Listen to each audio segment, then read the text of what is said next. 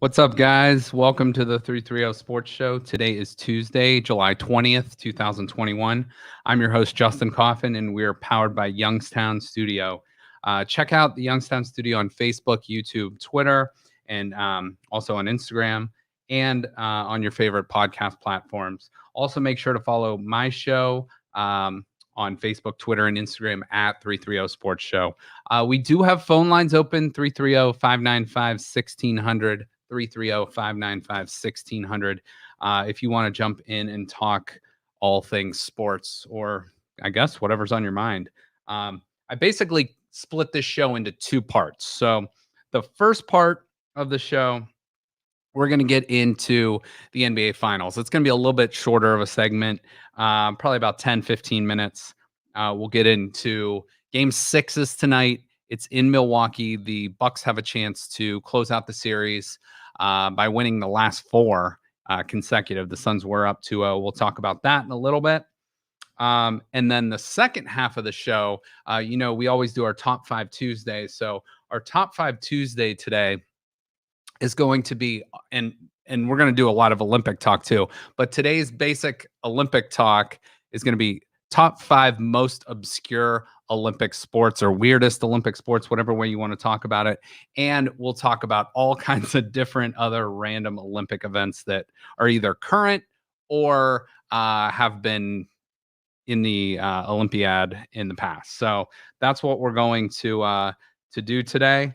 If you want to jump in on any of that or anything else that might be on your mind, I know there's a whole lot going on in the sports world, but I really want to cover this NBA Finals, and with the Olympics coming up, get into that stuff. So plenty more to cover. So if I miss anything, feel free to call in or write in, and we will get to that. So let's start with the NBA Finals, how we got here. So here's kind of Phoenix's path to the finals. They defeated the Los Angeles Lakers and LeBron, former champs, 4-2 in the first round. They then swept the Denver Nuggets 4-0. And then they beat the other LA team, the LA Clippers, 4-2. They were up in this series 2-0. And now they're down 3-2. They've lost the final or last 3 games heading into Game 6. Milwaukee's path to the NBA Finals. They first swept Miami, who knocked them out of the playoffs last year. Miami made it to the NBA Finals last year. So both teams defeated the teams that were in the finals in the first round this year.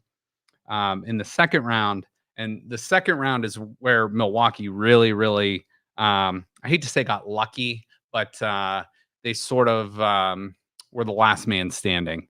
They defeated the Brooklyn Nets 4-3 in Game 7, overtime. And you can remember back to right at the end of regulation in Game 7, Kevin Durant hits that looked to be a 3-pointer. His big toe ended up being on the line. That forces it to go to overtime. So that, I don't even know, half inch, quarter inch, whatever you want to call it, prevented Brooklyn from going to the finals. And, who knows what would have happened if Kyrie would have got healthy, if Harden would have got healthy. It could be a whole different topic we're talking about here today. So I guess that's a kind of a big what if Durant would have been behind the line. Then they moved on, defeated the upstart Atlanta Hawks in the Eastern Conference Finals 4-2. And then this current series, Milwaukee was down 0-2. They lost the first 2 games in Phoenix, and they've won the last 3 games. And they were the underdogs coming into this series. I did see before the playoffs started, you could get Phoenix as a 9-1 dog before the playoffs. So that would have paid off pretty nicely, $900 on a $100 bet. But basically, these finals are 2 very evenly matched teams. And you can see it, a lot of these games going down to the buzzer and to the wire. So the big difference for me is Milwaukee is a better defensive team, probably the poorer free throw shooting team. Phoenix is a stronger free throw shooting team, but they're not quite as deep as Milwaukee, at least in my opinion. Milwaukee's missing um, uh, DiVincenzo. Saric just went out for Phoenix. But Phoenix is not a super deep team. They have a lot of nice pieces. They got, obviously, we know Booker, we know Chris Paul, we know DeAndre Ayton. They got Jay Crowder, who, is just kind of a steady guy, and they got the Cams in there, and they have a pretty nice team, but not a very deep team. So we're kind of seeing that play out. As Phoenix looks tired right now. I don't know. To me, they look tired. Chris Paul looks kind of worn out.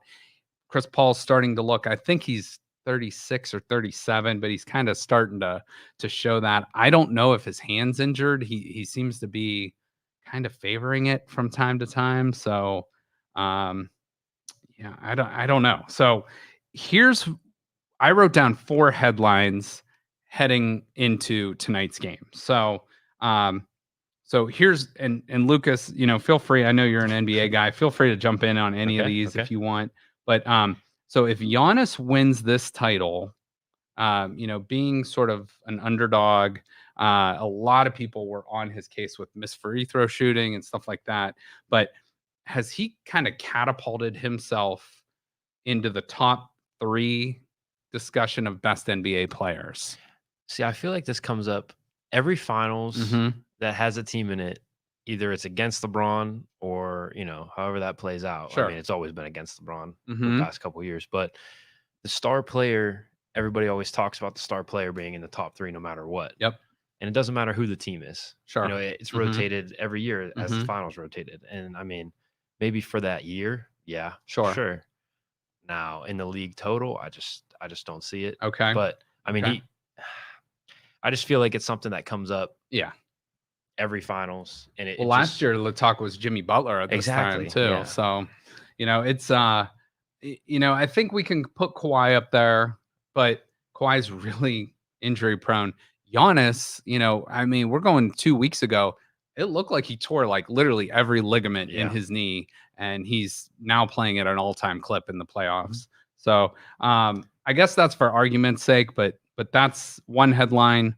Another one, and this is just my opinion, because I was looking at his numbers, and over the last 30 years, maybe even the last 40 years into the finals, if he wins this title, he could arguably be a top 20 player of all time. Just my opinion. People out there might agree, might vehemently disagree with me. He is an awful free throw shooter, but he does everything else extremely well. You know who else is an awful free throw shooter? Shaq. Shaq was horrible. Yeah. So I have Shaq in my notes here that we're going to talk about in a little bit, because what Giannis is doing, and Giannis is sort of playing that center position because he's not really an outside shooter. On defense, he's 7 foot freaking tall and can do the things he does and move the way he does. And we'll talk about his defense as well. But yeah, you're right. Shaq, Giannis, there's been a handful of other guys that are just really, Karl Malone was an okay free throw shooter. We'll get into some of these other guys, but yeah, you're right. A lot of guys that are solid players aren't the best free throw shooters. And I think also his ability is probably already top 10 or top 20. Sorry, almost dropped the top 10. No, agreed. I mean, athletic ability alone. Okay. He's got to be top 20 NBA players. I mean, he's he's literally a freak. I mean, stature, size, ability right now. No doubt. I mean, I feel like he's still putting it together. He had sort of a I don't know if it was a post-game interview or yesterday an interview he put out, and they asked him, why he's so successful. And he sort of said, well, I don't focus on what I've done. I'm focused on where I'm going. So he's a very humble dude. He's a very likable guy. He is just easygoing. When you hear him speak, he's very soft-spoken, and he has that little, European accent. So he doesn't necessarily look like how he sounds. But I was sent that clip yesterday or this morning, and I had heard that for the first time. And he just talked about like, hey, I'm focused on my goals. I'm not focused on what I've done. I'm focused on where I'm going. And it was very humble and very like, this is a really likable dude. Yeah. So he has, to me, kind of got up to that upper echelon of players. Now let's go to a player on the Sun side. One of my third headline here is Devin Booker. Okay, so I'll give you a choice, and you can pick. And I'll give you a couple names if you can't think of your own. Okay. Is Devin Booker, has he become the best shooting guard in the league? And let me give you some other names. Okay. All and right. you can tell me if you would take one of those guys or if you would take Devin Booker. So the obvious name that comes to mind is James Harden. 100%. James Harden, left-handed. I guess you could say maybe he plays a point guard position, but he's a two guard, with the number of shots he gets up. Devin Booker, obviously. Donovan Mitchell. Donovan Mitchell's another guy. He played point guard because Mike Conley was hurt, but I'm going to add him to the list. Jaylen Brown of Boston. Bradley Beal of the Wizards, probably another team next year. And Paul George, because Kawhi kind of is their three. So I'm going to put Paul George and what he did this playoff. So if you have somebody else in mind. So out of Harden, Booker, Donovan Mitchell, Jaylen Brown, Bradley Beal, or Paul George, who would you take? I mean, you have to go with Book right now. Okay. He's hot. I mean, he's been playing out of his mind. And honestly, I don't even know if it's out of his mind. I think it's right in his wheelhouse. Sure. But I think his attitude, how he carries himself, I think you have to factor those in because I wouldn't want a Kawhi Leonard on my team at the end of the day. Sure. I mean, he's not a team player. Yeah. And he questions team authority a lot. He does. And I think it messes with the synergy. And I think that's major key going into playoffs. You got to have a team that's all on the same page. And if you got a guy at the front of the book and a guy at the back of the book, it's just not going to work. And I think that's kind of the same case with James Harden. Okay. So I think I would go. I think he's just been looked over too much now, and he's kind of sick of it. And he's playing with some grit. I guess you could say he's hustling.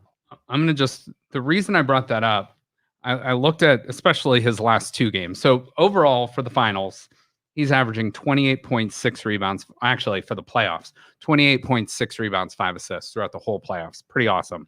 However, you look at his shooting percentage, especially from the 3-point line, you would think he is a better 3-point shooter than he is. I think he's in the low 30s, 31, 32%.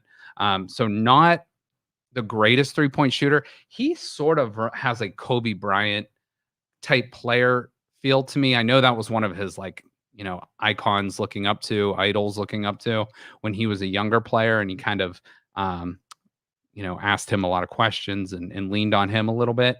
But he kind of has that same game. He's a high volume shooter, so he gets a lot of shots up. But he had 40 points in the back-to-back game 4 and 5. Both, unfortunately, losses for Phoenix, which stinks. But,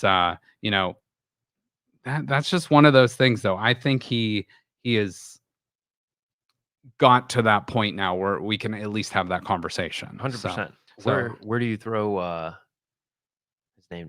Jason Tatum. Jason Tatum, I would consider a 3. Yeah. So I wouldn't put him in there. I would take Jason Tatum all day over Booker, just size and athleticism and whatever. But Booker, I think for what he gives you, and he's becoming an improving defender. He's not a great defender, but he'll give you what he's got on the court. And 100%. I think he's a little bit younger guy, so he can expend some energy. And we know though he can score, so he's gonna have to do that the next 2 games again, just to do that. But he's going to need some of his teammates to help him out, especially Chris Paul. 100%. So, and the final one I had, what do you think about Chris Paul? Is he hurt or is he just old? I don't know. I mean, now's the time for him to rise to the occasion because, I mean, people were talking about the conversations with Magic and all these other point guards, and really he's in a league with like Kidd and Nash in all reality. He's not. Right.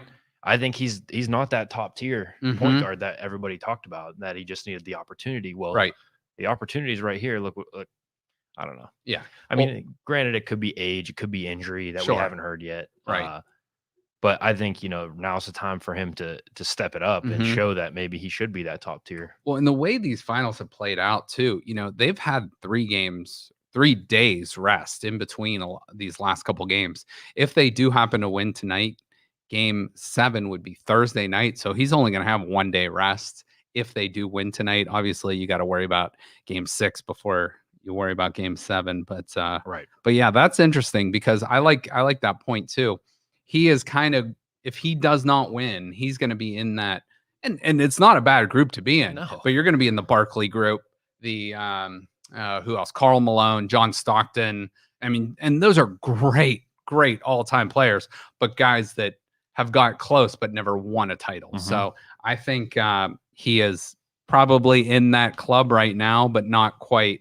But he could, he could get over the hump with back-to-back wins. If these 2 games he really, rises to the occasion that, Mhm. or rises to the standard that he's been held at. Sure. You know what I mean? Mm-hmm. Or at least talked about at. Yeah. Because I mean, everybody's like, oh, Chris Paul. Right. But in all reality, it's not looking too good. Yeah, and obviously he, they were up 2-0, looking really good heading into Milwaukee, and most teams down 2-0 that lose the first 2 on the road do win that game, Game 3. But yeah, he's just really struggled the last few games. He is averaging 1 free throw per game in the finals.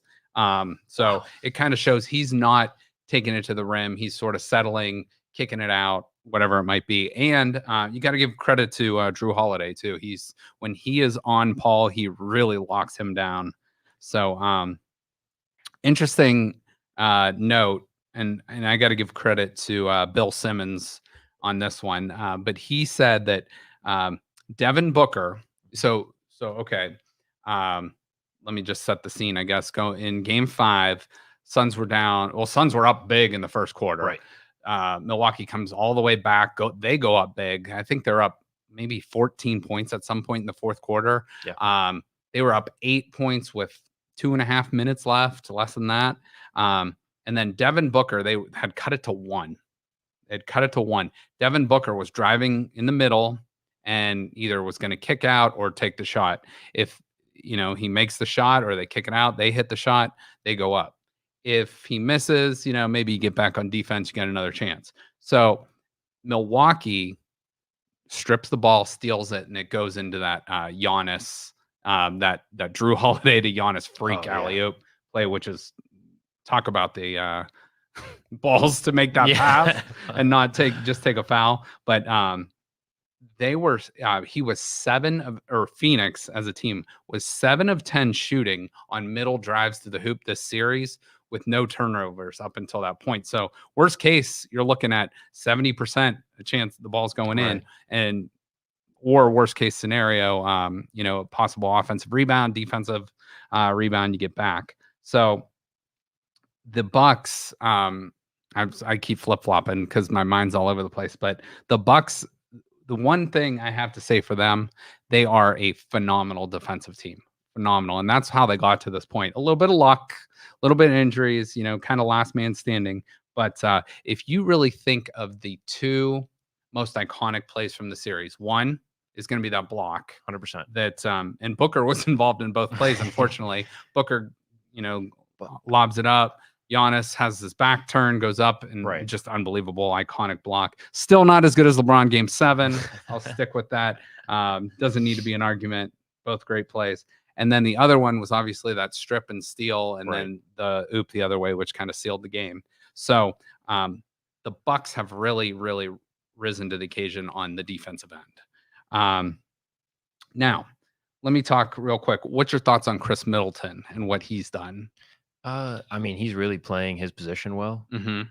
I mean, that's probably all I'm going to say. Yeah. I haven't. It's not like I've been keeping my eye on him, but I mean, I think he's playing, I think basketball. I think he's really stepped up as a solid number 2, sort of the Kyrie Irving to LeBron in 2016, kind of I don't want to quite put him in the Anthony Davis range with LeBron last year, but sort of maybe that Klay Thompson role with Steph. I can see that. In 2015 or 20, I guess Klay became the third guy in 2018, but sort of that secondary guy, that Kyle Lowry to help me out with Kawhi Leonard. So, just that secondary guy that you can trust. He's obviously the better shooter. If the Bucks are up 1 or 2. You want the ball in his hands if they're coming at you to foul. You don't want Giannis holding the ball and having to go to the line. I think I have it written down, he was 4 of 11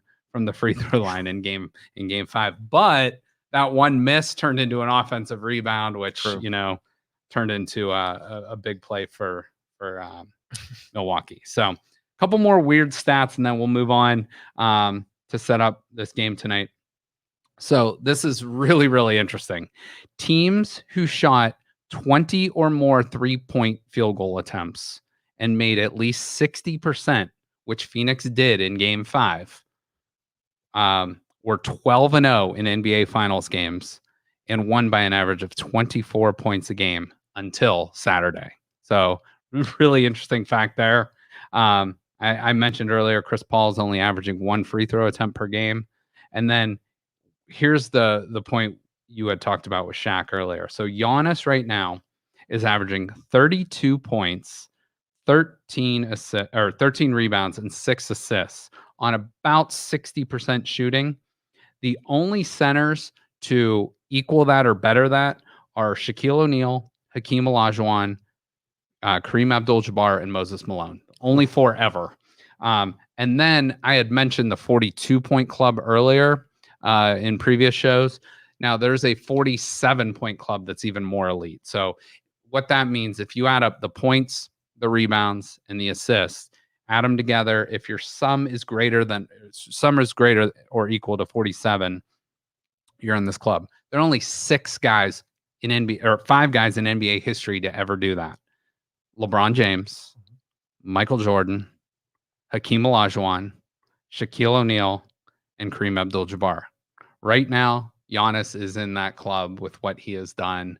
And to me, that's just freakish, and he's called the Greek Freak for a reason, and he's really showing it this NBA Finals. So it's going to be a very, very interesting game 6. I picked the Suns to win the series, so I feel like I have to pick. I think the Bucks are going to win tonight, but I feel like I have to pick the Suns because I actually picked them in 6 games to win. So that's not happening. So I'm going to go with, I'm still going to go with Phoenix and, in 7 games, but that's just my, I guess more of my heart saying, but I've come to like both of these teams. I really don't have a dog in the fight. I just hope for good games. And I feel like that person in the stands that holds up the poster. It's like, I just hope everyone has a good time. But these games make for good entertainment, and it's kind of cool to be watching NBA basketball in mid-July, So, hopefully we get a game 7, fingers crossed. And if we do, we'll have a ton more for you on Thursday's show. So before we get into the second part of our show, which is going to be entertaining, I highly suggest you stick around and listen to it. I'm going to do a little network promo for you. So go ahead and take a listen to. Hey guys, just wanted to take a quick moment to first of all say thank you for supporting our programming here on Youngstown Studio. I specifically would like to say thank you for supporting my show. We continue to grow and get better and better each week, and that's because of you guys. And, thanks go out to you guys for supporting our show, our network, and, our programming as we continue to grow. Wanted to tell you a few things about our show, and we'll get back to our programming in just a minute, but make sure to follow my show, The 330 Sports Show, on Facebook, Instagram, and Twitter at 330 Sports Show. It really helps us grow, helps me put out a lot of content that I can't always fit into our normal broadcasting or programming that we do each Tuesday and Thursday. A couple ways to listen, watch, and follow on Youngstown Studio. So first of all, follow Youngstown Studio at their Facebook, Instagram, and Twitter pages. Also follow our YouTube page. You can watch all of our shows right there on our YouTube page through Youngstown Studio. You can also watch live on Twitter at YTown Studio or on Facebook, as you're probably watching now. through Youngstown Studio.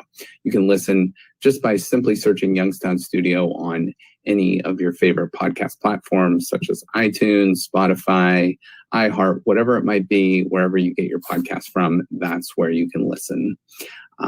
Again, just search Youngstown Studio and you'll find over 500 shows. You can also visit youngstownstudio.com to find all those shows.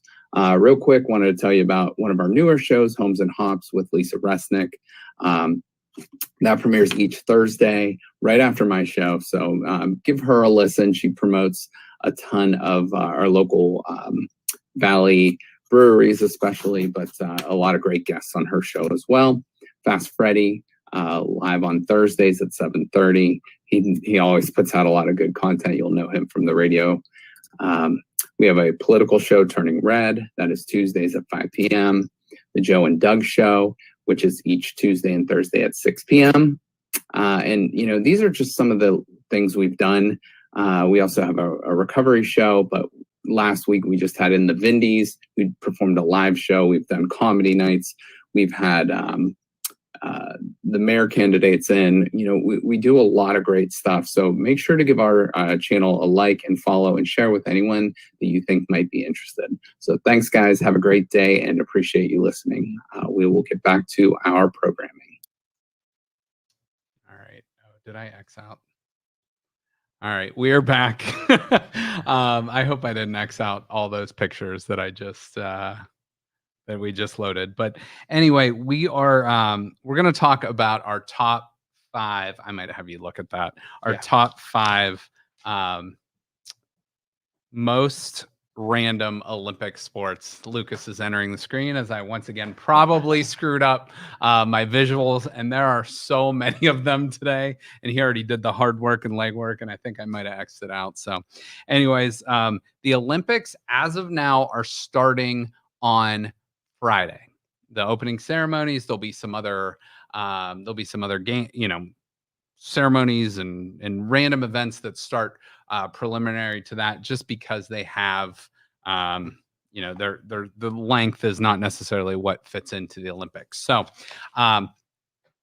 we're gonna talk. We all know track and field. We all know swimming. We all know basketball and gymnastics and all that. So we'll talk about those during the games, obviously. But I want to give some random sports their due. And we're going to start with a top 5 list. And believe me, this list is not limited to 5. So I'm going to put up our top 5 list. And obviously, there's going to be a ton of honorable mentions. So we're going to start with what's called dressage. And Lucas, like I said, just feel free to jump in on any of these. I am by no means an expert on any of this stuff, but dressage. So what dressage is basically horse dancing. It's remarkably difficult. It looks strange and awkward, yet requires tremendous amounts of practice and surprising athleticism. Even, the horse obviously should get the freaking gold medal, not 100%. The person. But you know what? The person, the rider, the equestrian, whatever they're called, needs to be, pretty in sync with the animal. And if it goes well, it looks beautiful. If it looks bad, it's like a bad couple that can't dance, on the dance floor. And we all know them. We all know what that looks like. There's also another sport called eventing, which is in the horse category. And that's sort of a triathlon type thing for the horse.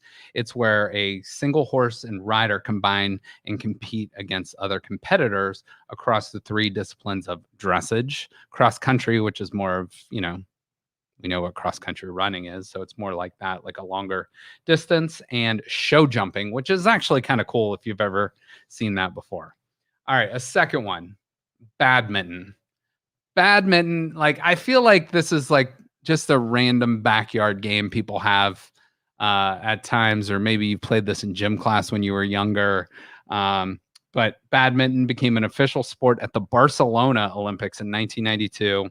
The competition at Tokyo 2020 will consist of men's and women's singles, men's and women's doubles, and mixed doubles. A match consists of best of 3 games, with the first player or pair to reach 21 points in the winning game. What's your thoughts on badminton, Lucas? I mean, at a competitive level, I mean, granted, all these are going to be at a extremely competitive level. I mean, it takes some serious skill. I mean, especially, I don't know. I feel like badminton is to tennis what wiffle ball is to baseball. See, I feel like it's more like volleyball. Okay. I feel like that's. Can you spike the birdie or whatever it's called? Are you allowed to do that? I don't know. Okay. I think obviously there's some ways you could do it. Okay. There's some ways to swing the racket. Do you ever think we'd talk about badminton on this show? No, not me. Honestly. But hey, we're here. We're doing it. We're going down a dark alley. The next one we're going to talk about is race walking. Race walking. You heard that right.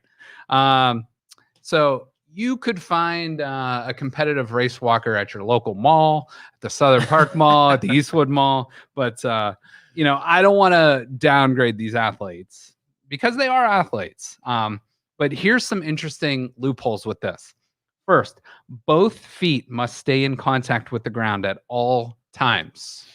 Yeah, this was wasn't this most recently added? I believe it was. I don't have a date on it, but this is fairly new. Within the last 20 years, for sure. 100%. I was in high school, I believe. Okay. Because we read the rules and we were trying to figure out how you do it. We'd walk down the hallway like that. So you've tried this before? I've tried it. Okay. It's actually pretty difficult. Do you drag the other foot then, or how's that work? No. You actually just have to make sure you don't pick it up before your other foot hits the ground. Oh, okay. Got it. So one foot has to be on the ground at all times. Yeah. Oh, both feet. Right. Both have to be on the ground before the other one comes back up. Got it. Yeah. Okay. So, yeah. It's basically like one. All right. So from what I've read, it's surprisingly difficult. It looks ridiculous. And this is from a magazine article. They said basically it causes the entire track to look like rhythmic penguins. So it could be a good YSU sport to pick up. They can call it the rhythmic penguins for a competitive. We might have a club team already. Race walkers. Love it. All right. The next one, the modern pentathlon. So penta, obviously the root means 5. Even though it's called modern, this pentathlon has actually been part of the Olympics since 1912. The series of 5 events involves swimming, fencing, not necessarily modern, but equestrian show jumping. So we're bringing in horses into this, a long distance run, and pistol firing. So there's your modern pentathlon. So really interesting stuff there. It's like they just picked. I know. They put all the sports in a hat. They picked out which 5 they're going to do. So I looked more into this, and it says the combinations of events began as military requirements for their cavalrymen when they first enlisted. Makes sense. Interesting stuff there. I might drop the modern and just call it a pentathlon. Yeah. So unless there's a new pentathlon, which I don't know about. They should change it every year. Exactly. The 5 sports are different every year. Yeah, that would be kind of cool. Or like 4 years, sorry. Or like people randomly like vote on what the 5th one is, or something like that. All right, and the last one I put in this top 5 list, believe me, this is not all we're getting to, but the last one is artistic swimming, and which is basically synchronized swimming or artistic swimming. Now, synchronized swimming is a separate event, but it's sort of artistic swimming is sort of swimming, dance, gymnastics consisting of swimmers performing a synchronized routine of elaborate moves in the water accompanied by music. So I don't really know what the difference is between. I think maybe synchronized swimming has more people on a team. I don't know. The girl in the picture on the right looks pretty good looking. I would at least go to watch her. You know what I'm saying? But I don't know if this is something I'm passing up basketball or softball or baseball or gymnastics or track to go watch artistic swimming. But you never know. If it's on, maybe I'll check it out. It's on all the NBC channels coming up. So any thoughts on artistic swimming? You were a swimmer, weren't you? No, that was Mario. Mario was. Mario was a swimmer. No, that wasn't me. I stayed dry. So any other, I don't know. Like, what do you think on that? I feel like it's the same thing as, I mean, I've never tuned into the Olympics just for artistic swimming. That would you would So not be the only one. I would like to know kind of in detail what the real differences are, because I Sure, feel like sure. synchronized swimming's hard. Oh, mean, I that agreed. anything in the water I in is no way am hard. I downgrading these athletes' abilities because you got to be, just go underwater and try to hold your breath for even 30 seconds. Yeah. It's not easy to You'd do. be surprised. Yeah, it is not easy to do. So, what these I'm guessing this is a female only sport, but I don't want to just say it is. I'll have to look more into that, but I would guess it probably is, but I appreciate their athletic ability, their athleticism, Right. but I don't know, like you said, if it's something we're tuning in to watch just because. Yeah, I mean, unless you were like a part of it and you have a deep passion for it, it's not something you would just be like, hey, exactly. You guys want to go to B-dubs and watch artistic swimming? How drunk do you want to get for that artistic Germany Honestly, versus that might be fun. Croatia artistic swimming match? All right.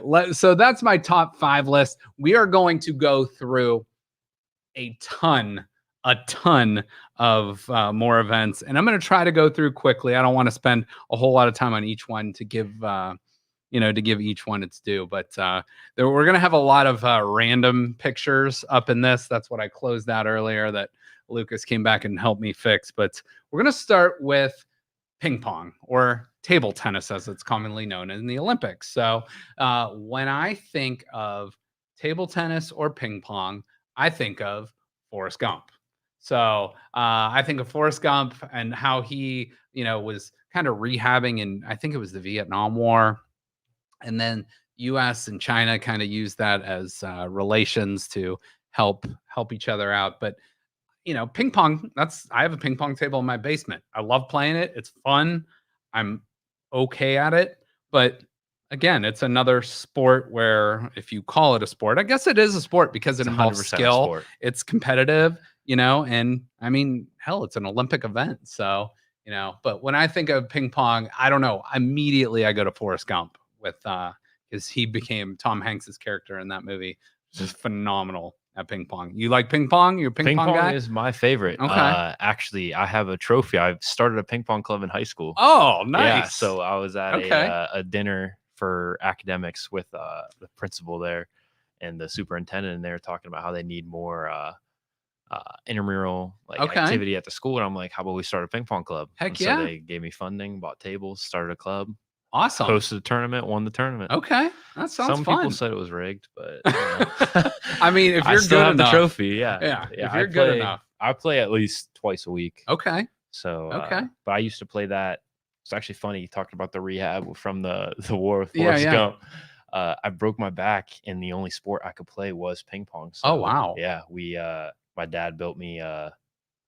We built an outdoor ping pong table, and that's kind of what I did. Okay. While I was in a brace. Oh, wow. So that's kind of where I got So good. Ping pong healing hearts, minds, countries, and bodies body. over time. Yes. So love it. Love it. All right. Next one. Next one is a sport I remember playing in high school, or not high school. I'm sorry. In middle school gym class. It was handball. Handball. So if you go to the next picture that's on here, it sort of has a look to it, almost like a basketball court where there's like a 3-point line. It's almost like soccer-ish slash is it like footballish. like water polo without the water? Yeah, that's a good way of. Maybe. Actually, you know what? I never thought of it like that. That's probably a better comparison. I remember watching it. I'm like, wow, this is intense. It really is intense. It is. And this was a game I remember playing, like I said, in 5th and 6th and 7th grade in middle school gym class. And it was a lot of fun because, there was a goal, it was like soccer, like you said, water polo, and was just a really cool sport. But if I remember right, there's almost sort of like a line of scrimmage where you can't run forward. I believe. I think it's this orange area here. Okay. That line you can't throw the ball from. So it's almost like a 3-pointer. Like, okay. If you shoot the ball before you hit the ground and you jump over the 3-point line, you're fine. Okay. And I think that's kind of what it is. All right. Very good. I think. All right. Well, that's all the time for handball. All right. The next one we're going to is probably America's #1 childhood breaker of bones, and that would be the trampoline. So the trampolining, I believe is what it's called, is relatively new to the Olympic circuit. It was added in the year 2000 and continues to be a fun event to witness, if in only an attempt to recapture our lost childhood.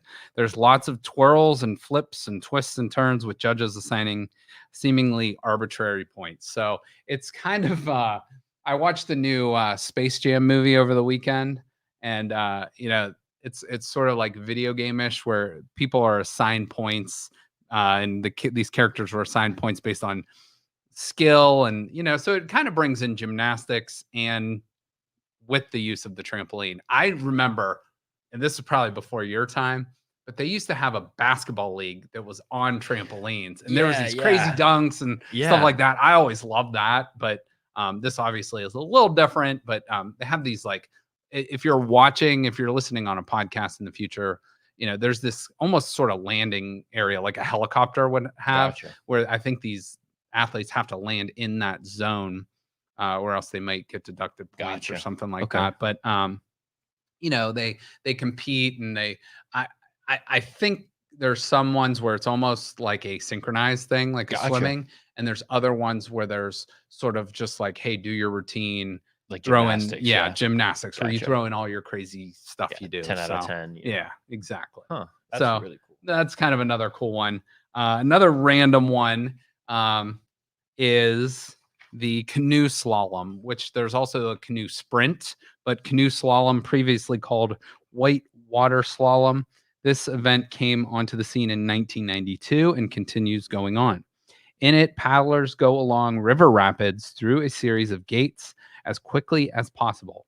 Even more than the swimmers, water conditions in the 2016 Rio Olympics was a concern, because the slalom takes place in an unfiltered aquatic condition. So, your lake, your river, whatever. And I'm sure Japan has an area they've already designated or sanctioned off for this event, but hopefully it's a little bit better conditions than Rio, because I do remember 5 years ago, that was a big issue with the athletes complaining about the water conditions, because in Brazil, they just weren't treating things like they should. Japan, very similar to the United States when it comes to just the way they do things. So I would say they should be okay with that. But kind of a cool thing to there's the slalom event in skiing, and this is very similar, where they're going in and out of the rods or cones or whatever you want to call it. Another one that they've added is surfing. Wow. So this is kind of a cool thing, because when you think of summer and the beach, you think of surfing. Now, I'm not someone who's ever surfed. I've been to California a couple times. I've seen in like Santa Monica people wearing the wetsuits and going out and surfing and catching, some great waves and stuff like that. And it is very impressive to see, but not something I think I could ever possibly do. I could probably paddle on the board in and out like I see them doing at the beginning. But so here's how this worked. Now, the picture we have on screen is a sort of like a wave pool where they create the waves, but they are doing this in, I'm guessing it's the ocean. I don't exactly know what venue it's in, but it's in some sort of natural water. So each surfer will have 30 minutes to catch as many waves as they can and receive a score from 0 to 10 for each wave surfed. However, only the top 2 waves from each surfer get calculated in their final score. So I guess it's like you drop the bottom ones you do, and you're just taking your 2 best scores. So that's interesting, because like that's complete. Like, what if your time slot has no waves? That's a good point. Like, yeah, it's very dependent on the weather. What if somebody gets a gnarly wave and you're stuck with nothing? Yeah, like there's a freaking typhoon coming through here, or tsunami. This person's getting a 40-foot wave, and now it's calm and still for mine. Yeah, that's a great point. I didn't think about that. I don't know if there's rules or conditions and concerning that, if it's like a fault. That's a great point. Yeah. So I wonder if that is factored in. All right, let's go to the next event. Now, I was not a big track and field person. I was able to run a little bit, but this is an event that you only really see in the Olympics is the steeplechase. So this is one of the few sports that actually began, its roots are in Ireland. It previously involved riding horses over obstacles between the steeples of two towns. These days, the horses have been removed, and the new steeplechase is a group of people running obstacle courses that are not nearly as fun as like a Tough Mudder or the Spartan race that you may see. But these guys and girls are very, very talented Olympic track athletes. So this is kind of a cool event. Have you ever seen this event before? Yeah. What's your thoughts? I mean, you have to be. It's grueling. Mhm. I mean, it's hurdle. You jump into water. Yeah. I mean, you are. Not to mention, you got to keep your balance a little bit too. 100%. You could slip and fall on your ass so easily. Oh my goodness, yeah. You are. It's just very, very tough on the body for sure. Like you have to be very well conditioned. Like the runners have become the horse. Like, Yeah. I mean, they are just beasts in all reality. Okay. Yeah. So this is an event I recommend checking out because it's one of those events too. All these events are not something we ever usually really watch, except for maybe occasionally every 4 years. But I highly recommend checking that out. Next one is a new event. BMX freestyle will make its Olympic debut this year at the 20. And by the way, they're still called the 2020 games, even though it's 2021 because of COVID and all that stuff. But it's going to make its debut this year. They also have BMX racing that was in previous Olympics. So that's kind of neat. The next one.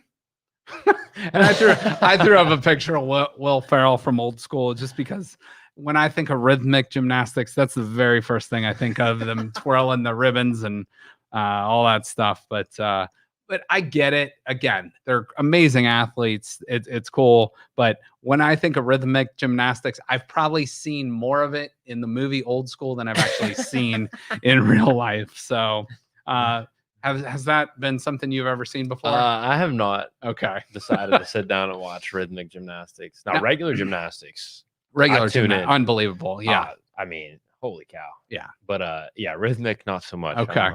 Cool. And I'm sure, the athletic ability is still off the charts with some of 100%. these, athletes. A couple more.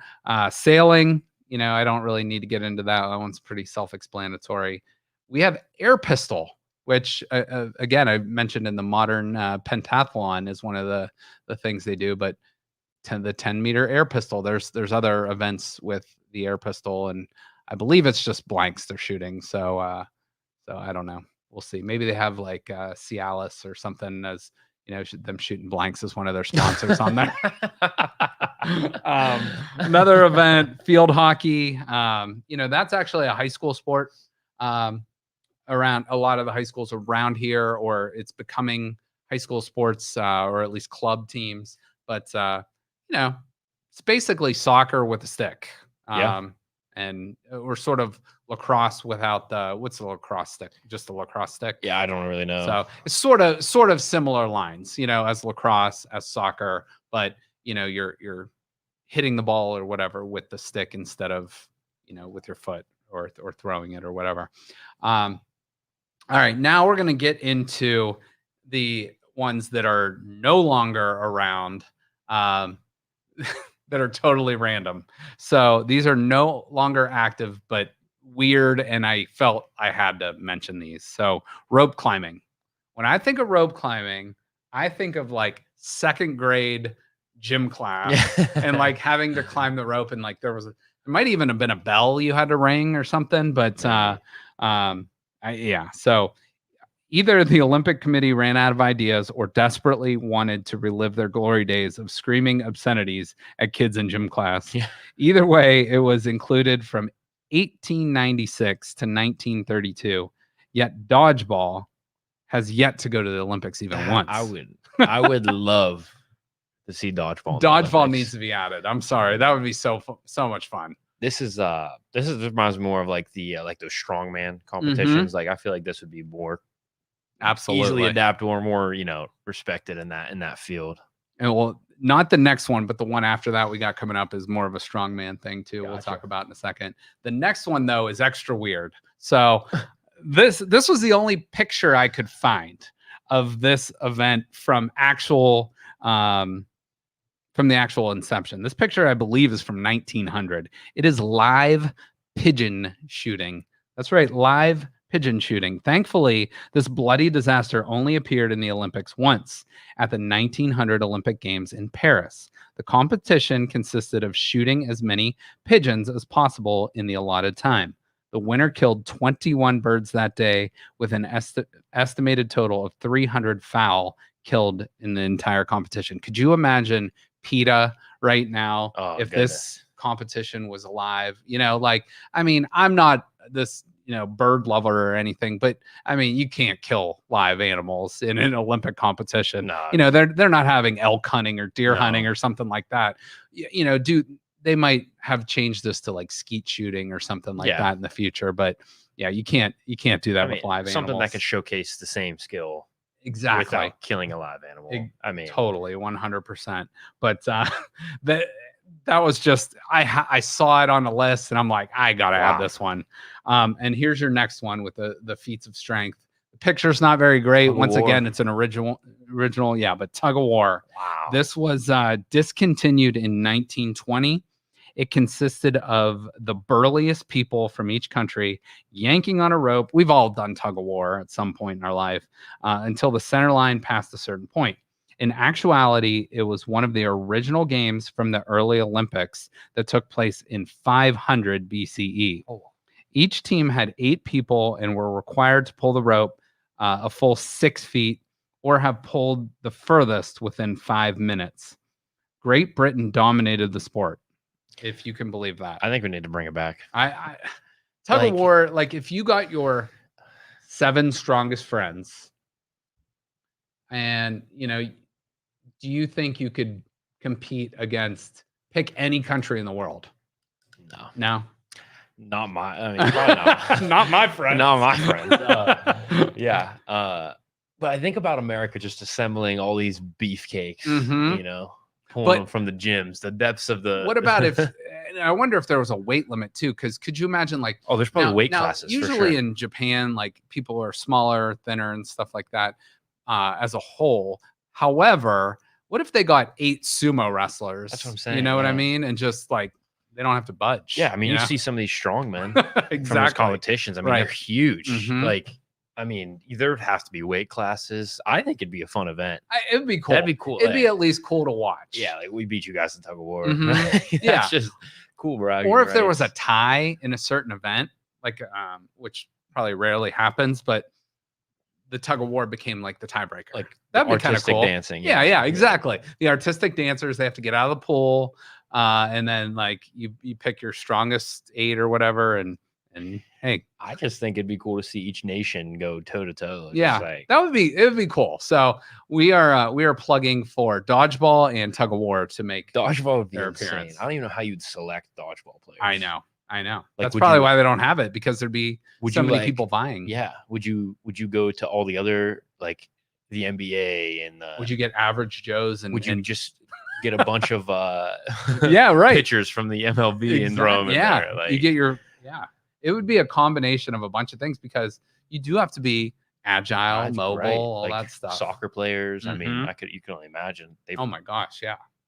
Well, look at this next picture. And I apologize, anyone listening on a podcast, you're not going to see this picture, but let me try to paint this picture. It almost looks like a horror movie where someone's climbing out of a water apparatus or venue or something, and there's someone trying to reach up and grab them. This was a swimming obstacle course. So this unusual swimming event held at the 1900 Paris Olympics had to be the weirdest of all time, because it seems like a lot of these sports were in that. But this was. It looks like he's gonna smack his ass. It does. That's kind of what it looks like he's doing. And I can't tell if that's a man or a woman. With all due respect, that picture's 120 years old. Yeah, but he's gonna smack his ass. That's what it so like. Here's what it consisted of. It was a 200-meter obstacle race.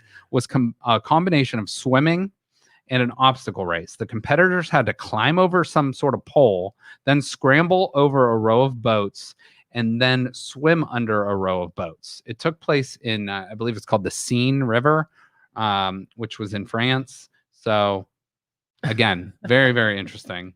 All right, let's move on from that because I don't know what else to say about that one. Next one, another black and white or No way. sepia picture. We have dueling pistols. Now, not as exciting as it sounds. The name duel is a misnomer since I guess they're athletes would only fire at stuffed dummies and not one another. While, you know, we don't want to advocate gun violence. I mean, this would kind of be cool if they, especially if they had blanks in there and they did sort of like an Whoever shot Aaron first. Burr. Okay. Who was that? Alexander Hamilton or Yeah. Aaron Burr, whoever. They have like a little duel. You step out, you count to 10, you turn around. Or even You like hit. airsoft, or I guess. Yeah, exactly. Or a paintball. Paintball, You know, yeah. something like that. So Yeah, I mean, this is how they settled it back in the day. exactly. I mean, this is it. You know? I always think when I think of duels, I think of Aaron Burr. That's what I think of. Like that's the first name Yeah. that comes to mind. Way back when the Well, I beginning mean, of the you go. country. Can't do that. He can't do this these days, huh? No. It's not like And it used to be. especially in Japan, I think Japan, there's actually no guns. They like no gun constitution in Japan. Wow. So interesting. Yeah, but you can get in a fight at a bar, hey, 20 paces, man, and Yeah. shoot. Let's go. Unfortunately, yeah. Let's decide things with fists or Can't or do that whatever, now, or passive aggressive comments on Facebook like a normal person. All right, let's go to the next one. Another one. These almost look like UFOs, but they are hot air balloons. The That one's way kinda, it was a race. exactly. It was a race? Apparently, I don't have the details on this one, Dangerous. but yeah, I know there was just like a bad hot air balloon accident. I don't want to make fun of anyone for that, but Wow. because this seems like it would be pretty dangerous. Yeah, like I would be So. shooting other people's hot air balloons down. There's a George Carlin joke that comes to mind, and he's like, "I'm sick of these rich bastards flying around in the world in their hot air balloons. I hope the next one gets struck by lightning, and flies around in little fart circles." So there's another one. I think this might be the last black and white picture, but horse jumping, which is like a long jump. Oh, okay. Yeah, so sort of like the human version, but it's basically just a competition to see which horse could jump the furthest. So not necessarily an athletic person would need to do this, but you'd need the right jockey to do that. Yeah, so. I mean, you got to be light, But you should have had these come up and had me guess what the sport was. You know what? That's next time we will do that.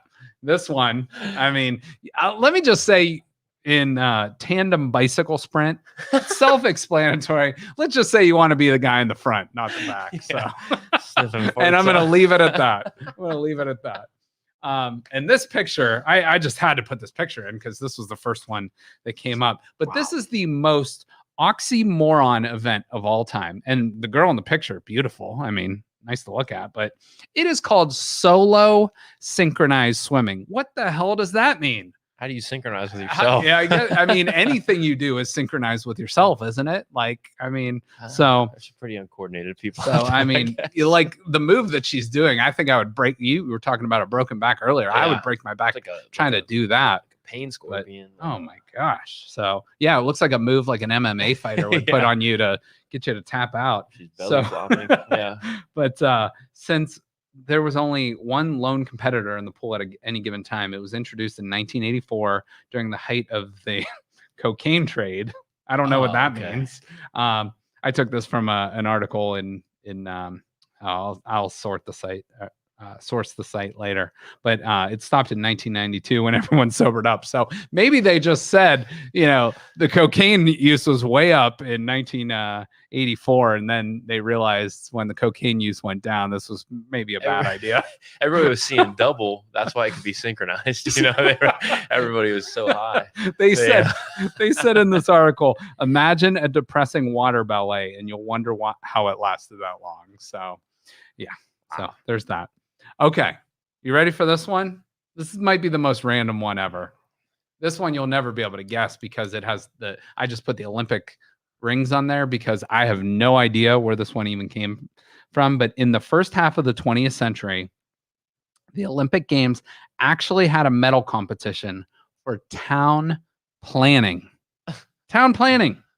So in the 4 Olympic Games between 1928 and 1948, Amsterdam, LA, Berlin, and London, gold, silver, and bronze medals were handed out in a decidedly non-athletic competition of town planning. So maybe, this is my only thought, maybe they were putting these plans together or whatever for, people that might be non-athletic, but could maybe build a future Olympic town or something. So maybe they can get some free work out of these people and like, hey, here's a gold medal for it. So. Now here's the thing: is it's the Olympics strictly athletic? Like, are we limiting? Oh boy, I think it's getting to a slippery slope with that. Because it's a competition between countries. Sure. I mean, sure. Athletic ability isn't the only thing that you could be competitive in, I guess. You're right. Yeah, well, but does that should we put chess in the Olympics? You know what I'm saying? Because chess is skill. It's a game,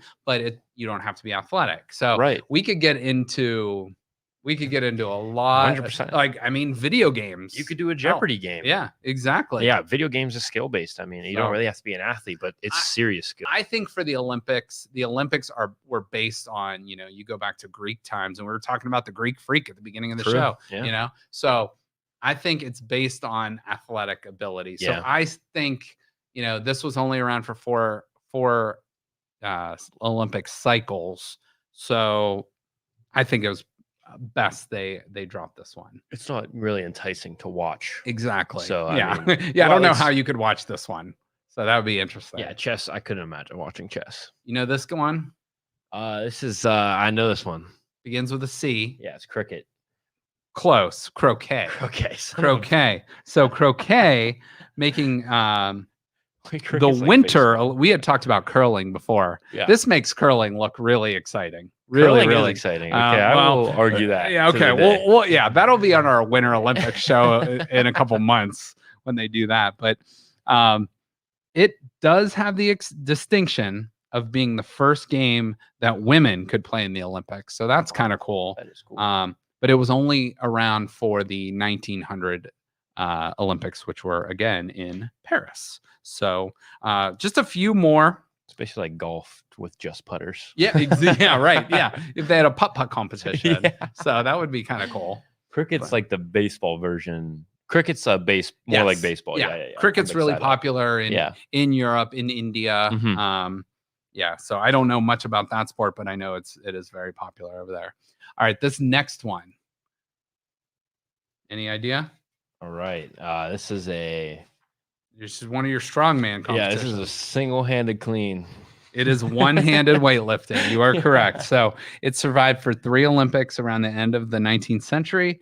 Men were the only ones permitted to compete, and they would do so by grabbing a weight 3 times with each hand and jerking it into the air, much like starting a lawnmower. So one-handed weightlifting. Very interesting there.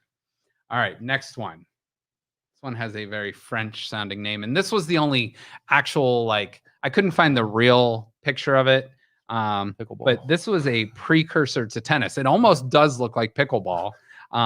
It was formerly an awkward indoor game played on a stage similar to racquetball, except the competitors faced each other over a velvet rope. I'm not sure why the rope needed to be velvet, but it translates to game of palm because they would just play with their palms. But it's called jeu de paume, I believe. Jeu de paume, or jeu de paume.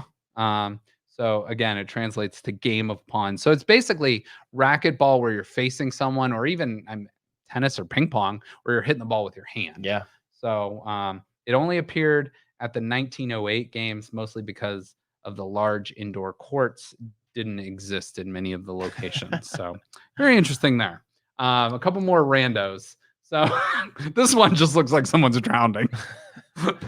And again, not making fun of it, but I mean, this is a totally random, and this is more of a new one. It's no longer around, but you want to take a guess at what this is called? I mean, I don't think you can get this one, but when you jump in a pool, what's it called? You take a what? A dive? Not a dive. Begins with a P. P. Or A P? something you might use if your toilet's clogged. Oh, a plunge. A plunge. A plunge. Okay. So this would be called plunge for distance. And apparently that was a sport. Instead of the artistic and challenging aerial feats that modern divers must undertake to walk away with gold, plunging for distance required that competitors make a standing dive and then remain motionless underwater for a full minute. They had to stay underwater for a full minute without moving. Like, what the hell is that about? Or until their head broke the surface of the pool. So, they're not going to make them struggle if they're not able to breathe. They can come up. But whoever went the furthest would win. Oddly, this only lasted one Olympic cycle. Yeah. So, big surprise. Wow. Riveting. I think you're going to like this next picture. Okay. All right. Okay. Vince Vaughn, Wedding Crashers. He's making a motion asking if he did this. I guess it would be a noun, but if he did this verb. So it involves a boat. Oh, shit. He calls him a motorboat and son of a bitch. So the sport was motorboating. Not the motorboating you think of, but a motorboat with a literal motorboat. So it first came on the scene and when motors were just catching on, and the Olympics decided they could be included in the games. It was more of a feat of engineering than one skill. And obviously it didn't last too long, but motorboat. You motorboating son of a bitch. Yeah. So that was around for 1 or 2 or 3 Olympics. I didn't have the exact years on that. Huh. This next one. Oh, I love this picture. It looks like fencing. Yeah, it's like let me read you the description and then Okay, you know what? You're never gonna guess it because I believe it's French or Spanish. I'm not exactly sure, but it's called lacane or lacan. So there's only one way to make fencing better, and that's to do it with canes instead of swords. Shirtless. So for one Olympics, men, and this is right from the description, men thrashed each other soundly with long sticks and called it a competition. It is estimated that lacane, I'm not exactly sure pronunciation, will make a resurgence when Thunderdome rules are implemented into the games. So lacane or lacan, if somebody knows the pronunciation, there it is. So that looks fun. And then this might be my favorite. And I think this was taken from a group, not the actual Olympic Games. This picture. It's group juggling. So it is called club swinging. So this was an actual event combining the mesmerizing act of juggling with the athleticism of standing still. So this event involved whipping around a bunch of items that were shaped basically like bowling pins. It began in 1904, and while it didn't survive long, it eventually was supplanted by rhythmic gymnastics, where people twirl ribbons and hoops while looking deadly serious. So much better than clubs. Much better than club swinging is the rhythmic gymnastics. Now, new sports that have entered, we have sports climbing, which is basically, a rock wall. Yeah, that's tough. That's tough stuff. I have never done that. So you never walked? Never done it. So it's fun. I mean, I'm definitely not competitive. We'll put it that way. But you could go up to the rec center. Yeah, I'll have to do that. I mean, I've definitely been around them and seen them, but I've never tried it myself. And I think this is something that would take a lot of upper body strength and a lot of skill because, if you want to do it fast. Yeah. And this is something, you could see in I feel like a lot of American Ninja Warrior type stuff is going to start making its way to the Olympics. I mean, that could eventually be a competition. Yeah. You can't call it American. You can just call it Ninja Warrior or something. Like a gauntlet or something. Just a couple more, and then we'll end the show. But now we have skateboarding, which is in the Olympics, obviously popularized by the X Games, which kind of made its run through the 90s, and I think it's still going on. Yeah. So just kind of a different sport, but a very popular sport around multiple countries, especially the United States. And then you'll have to tell me your opinion on this last one. breakdancing. Breakdancing. So listen, I've busted a few moves Have you? downtown. Okay. Okay. Okay. I have a friend. I'm gonna give him a shout out. Dave Hodge. He is the. I mean, I'm sure there's better out there that are like literally professionals, but for just your average dude off the street, this guy can break dance like no other. So I'm gonna have him send a video we can use on the show. Yeah. But it's unbelievable. Like literally every wedding we go to or whatever, they'll play like Billie Jean or something like that, and he'll just break it down. And it is one of the best things to watch ever. It's like, especially once you get a few drinks in you and you see someone break dancing, it just gets the whole crowd going. So again, another popularized by TV type sport. I mean, Chris Brown made this possible. Exactly. So, I mean, I give credit to all these athletes. So that was kind of like the highlights I had of our random Olympic ones. I think I covered the list. Is there anything, and I know you had talked about curling. Well, we'll get to that winter Olympic stuff later, but anything else you can think of that maybe I missed from my list? And we've been covering this for a while. So, what anything I missed or anything that stands out to you for the randos and the Olympics? Randoms. Yeah, I don't really know. Honestly, I mean, I feel like there's so much because it goes on night and day. Exactly. I mean, it goes all day, all night. And there's some still more obscure ones I didn't even get to, but I tried to stick to the main random ones. But I thought that was a pretty good list. Anyone listening or watching, please write in, call in on Thursday if you have any, because I would love to hear more about what you guys think. But share your thoughts with us on that. But hopefully you learned something today, and appreciate you guys listening. Don't forget Game 6 of the NBA Finals. Hopefully we get you a Game 7 to cover on Thursday. We'll have a lot more talk about it then. So everybody have a great day. We will. Thank you for listening to this show on Youngstown Studio. If you like our programming, we invite you to subscribe to our YouTube channel, follow our Facebook page, or subscribe to your favorite podcast platform like iTunes or Spotify. This is original Youngstown content, and we would appreciate you sharing the videos and the word about us. Thank you.